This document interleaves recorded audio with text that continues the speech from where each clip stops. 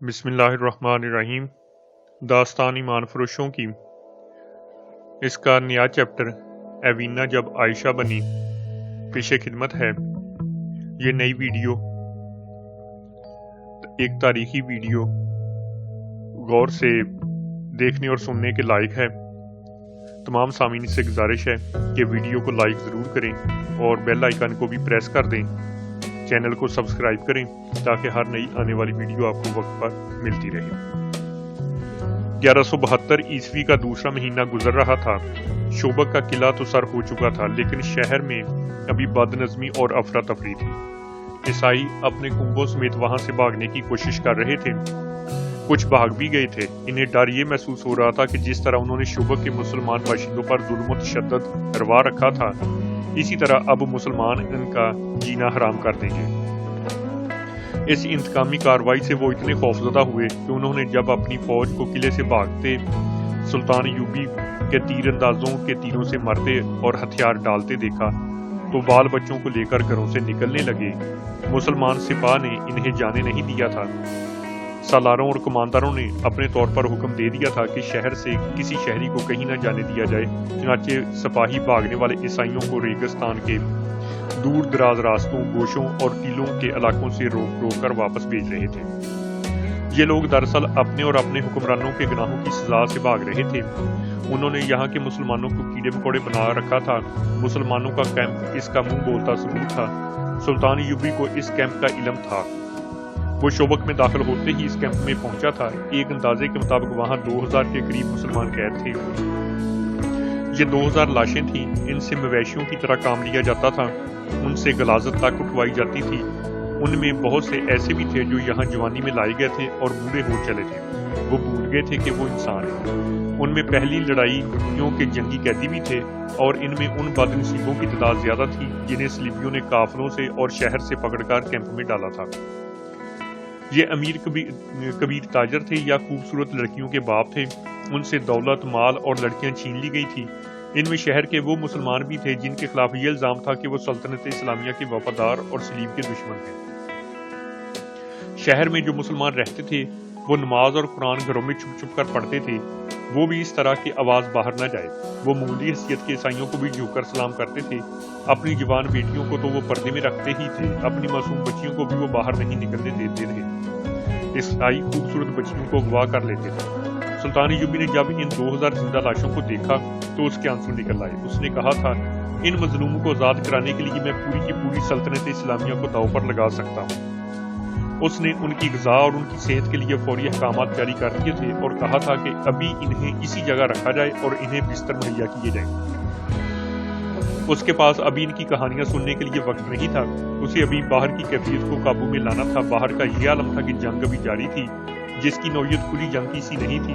صورت یہ تھی کہ صلیبی فوج جو سلطان ایوبی کے دھوکے میں آ کر کرک اور شوبک سے دور اس فوج کو روکنے کے لیے چلی گئی تھی، وہ بکھر کر پسپا ہو رہی تھی۔ مسلمان دستے اس پر شب خون مار مار کر اور زیادہ برا حال کر رہے تھے۔ سلطان ایوبی کو اطلاع مل رہی تھی کہ بعض جھڑپوں میں اس کے دستے گھیرے میں آ کر نقصان اٹھا رہے تھے۔ یہ خطرہ بھی تھا کہ کرک کے قلعے میں جو صلیبی فوج ہے وہ صحرا میں پھنسی اور نکلی ہوئی اپنی فوج کی مدد کے لیے بھیج دی جائے گی۔ اس صورتحال کے لیے سلطان ایوبی کے پاس فوج کی کمی تھی۔ مصر سے وہ کمک نہیں منگوانا چاہتا تھا کیونکہ وہاں کی سازشیں دبی نہیں تھیں۔ مزول کی ہوئی فاطمی خلافت کے حامی درپردہ سازشوں میں مصروف تھے۔ سوڈانی حبشی الگ طاقت جمع کر رہے تھے۔ ان دونوں کو صلیبی مدد دے کر سلطان ایوبی کے خلاف متحد کر رہے تھے۔ سب سے بڑا خطرہ یہ تھا کہ متعدد مسلمان سیاسی اور فوجی سربراہ بھی سلطان ایوبی کے خلاف درپردہ کارروائیوں میں مصروف تھے۔ یہ ایمان فروشوں کا ٹولہ تھا جو اقتدار کے حصول کے لیے اسلام کے دشمنوں کے ساتھ ساز باز کر رہا تھا۔ انہوں نے حشیشین کے پیشہ ور قاتلوں کی خدمات بھی حاصل کر رہی تھی جنہوں نے سلطان ایوبی کے قتل کا منصوبہ بنا لیا تھا۔ صلاح الدین ایوبی نے کئی بار کہا تھا کہ صلیبیوں کی یہ کامیابی بڑی کامیابی ہے کہ وہ میرے ہاتھوں مسلمانوں کو قتل کرا رہے ہیں۔ وہ بے شک ایمان فروش ہیں جنہیں میں نے غداری کی پاداش میں سزائے موت دی ہے، لیکن وہ مسلمان تھے، کلمہ گو تھے۔ کاش یہ لوگ اپنے دشمن کو پہچان لیتے۔ اب جبکہ شوبک کا قلعہ اس کے قدموں میں تھا اور وہ قلعے کی دیوار پر اپنے فوجی مشیروں وغیرہ کے ساتھ گھوم رہا تھا، اسے شہر کے مسلمان باشندے گروہ در گروہ ناشتے اور اللہ اکبر کے نعرے لگاتے نظر آ رہے تھے۔ اونٹوں پر شہیدوں کی لاشیں اور زخمی لائے جا رہے تھے۔ سلطان ایوبی گہری سوچ میں کھویا ہوا تھا۔ اس کا دسترات بہاؤالدین شداد اپنی یادداشتوں میں لکھتا ہے، صلاح الدین کے چہرے پر فتح و نصرت کا کوئی تاثر نہیں تھا۔ خوشیاں منانے والے شبک کے مسلمانوں کا ایک گروہ دو اور شہنائی کی تال پر ناچتا اس دیوار کے دامن میں آ رکا جہاں ہم کھڑے تھے۔ صلاح الدین ایوبی انہیں دیکھتا رہا۔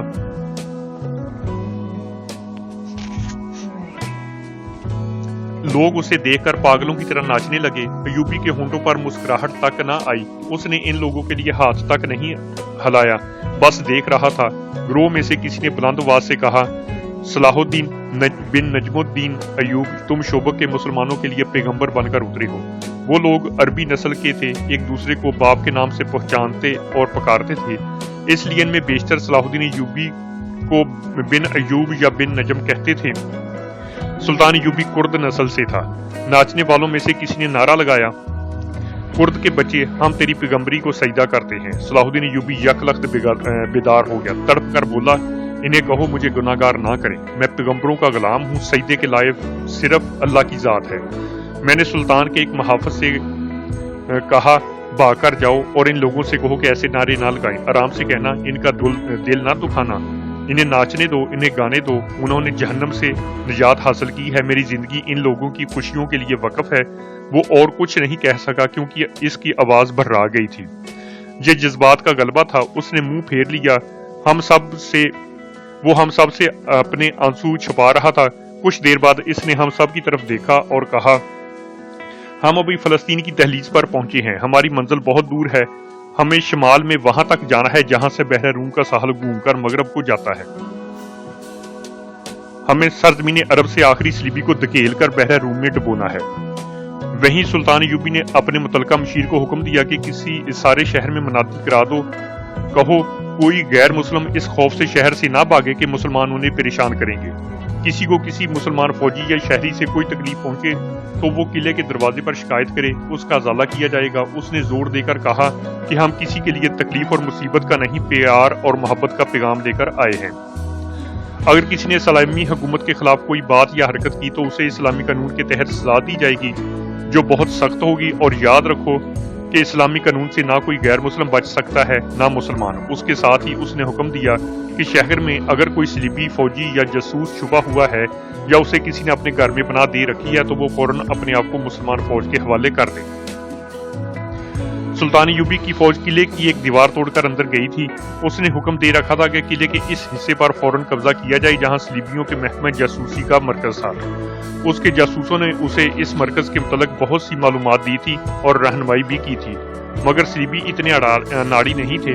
انہوں نے سب سے پہلے اسی حصے کو خالی کیا اور دستاویزات نکال لے گئے تھے۔ ان کی جاسوسی کا سربراہ ہرمن اور اس کے دیگر ماہرین وہاں سے غائب ہو چکے تھے، البتہ 8 لڑکیاں پکڑی گئی تھی جو علی بن سفیان کے حوالے کر دی گئی تھی۔ وہ ان سے معلومات لے رہا تھا۔ ان لڑکیوں نے بتایا تھا کہ کم و بیش 20 لڑکیاں وہاں سے نکل گئی ہیں۔ وہ سب اپنے طور پر بھاگی تھیں، ان کے ساتھ کوئی مرد نہیں تھا۔ مرد جاسوس بھی نکل گئے تھے۔ ان 8 لڑکیوں میں سے ایک نے اپنی ساتھی لڑکی لوزینہ کے متعلق بتایا تھا کہ اس نے ایک مسلمان فوجی حدید کو قلعے سے فرار کرا کے خودکشی کر لی تھی۔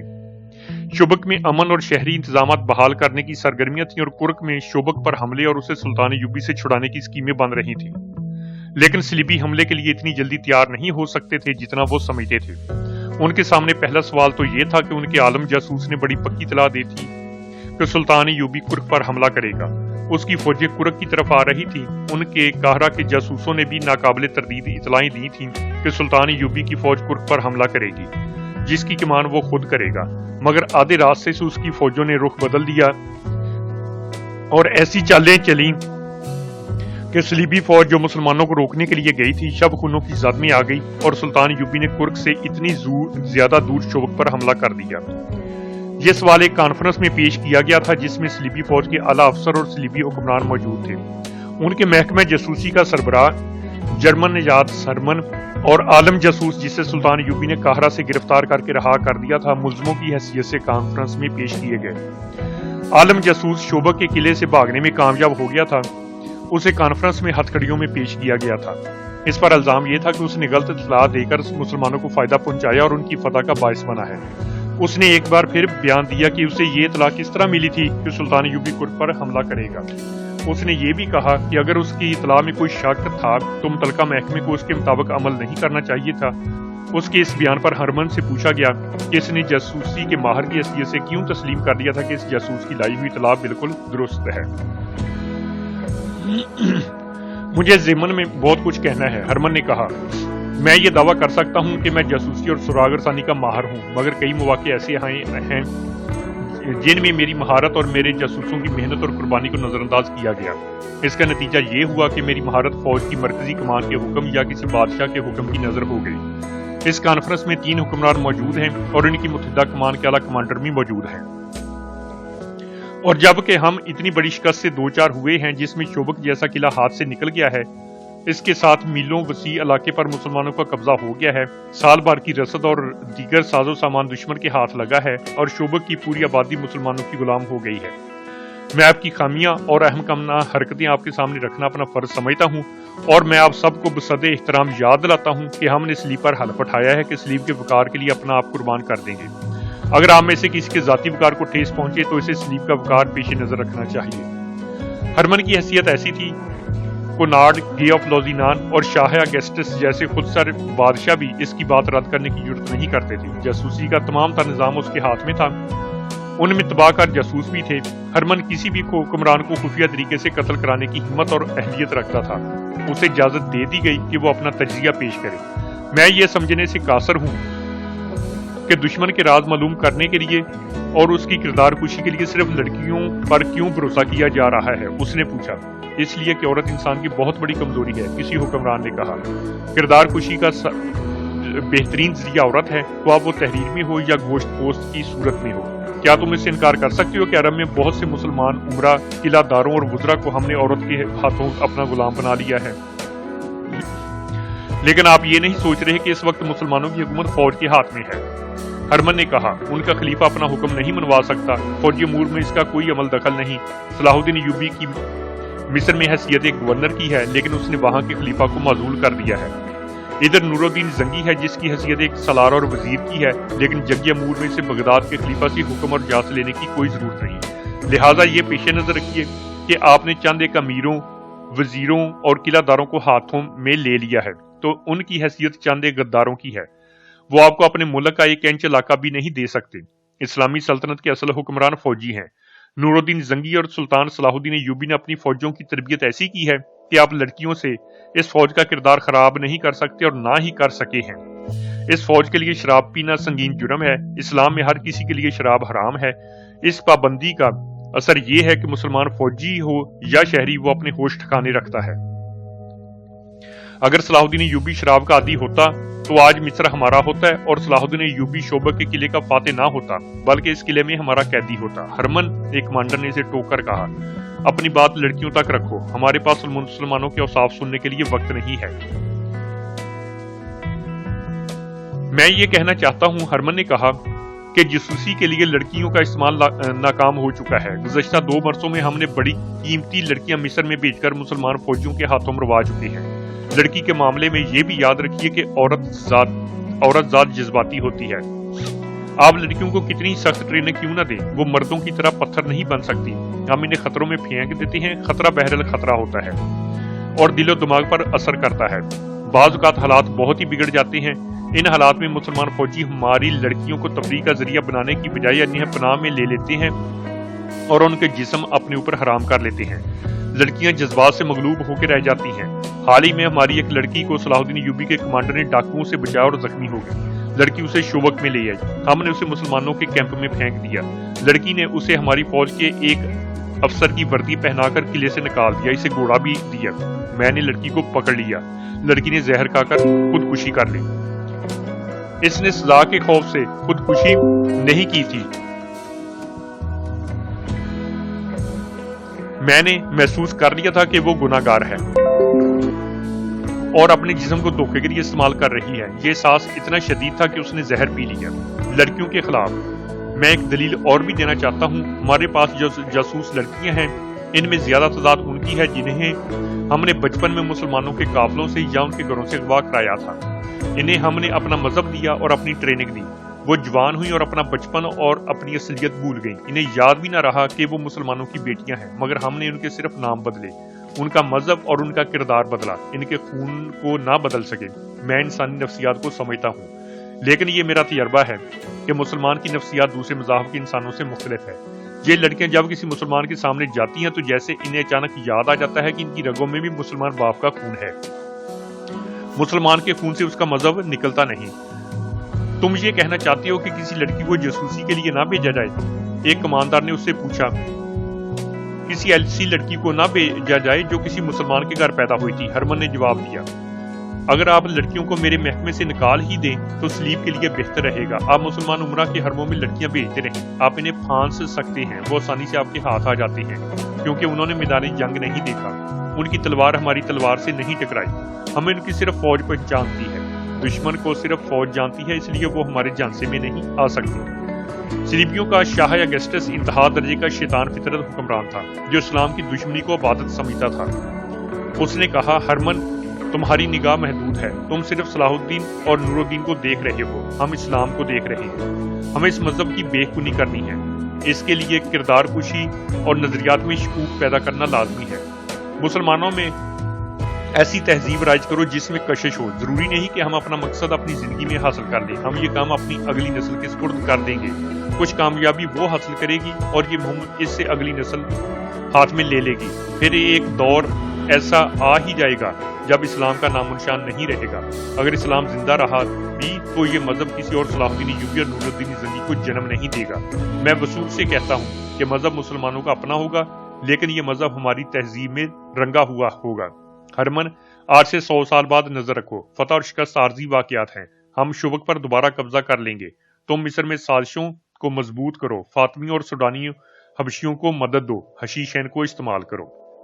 اور اس کے ساتھ ہی آج کی ویڈیو یہیں پر ختم ہوتی ہے، انشاءاللہ جلد نئی ویڈیو کے ساتھ دوبارہ حاضر ہوں گے۔ اللہ حافظ۔